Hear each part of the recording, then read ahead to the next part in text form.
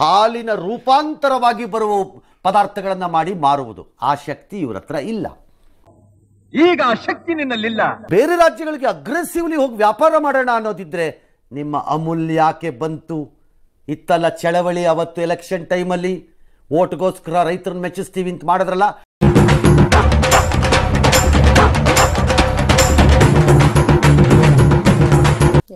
ಅದರ ಪರಿಣಾಮವನ್ನು ಅನುಭವಿಸ್ತೀರಿ ಈಗ.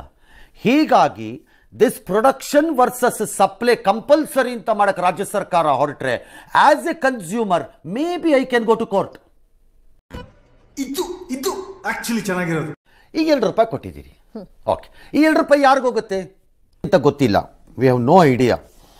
ಒಬ್ರು ಹೇಳ್ತೀರಿ KMF ಅಂತೀರಿ, ಒಬ್ರು ಹೇಳ್ತೀರಿ ರೈತರು ಅಂತೀರಿ, ಒಬ್ರು ಹೇಳ್ತೀರಿ ಇನ್ನೊಂದು ಅಂತೀರಿ. ಬಾಯಿಗೆ ಬಂದಂಗೆ ಮಾತಾಡ್ತಾ ಇದ್ದೀರಿ ಸರ್ಕಾರದಲ್ಲಿ.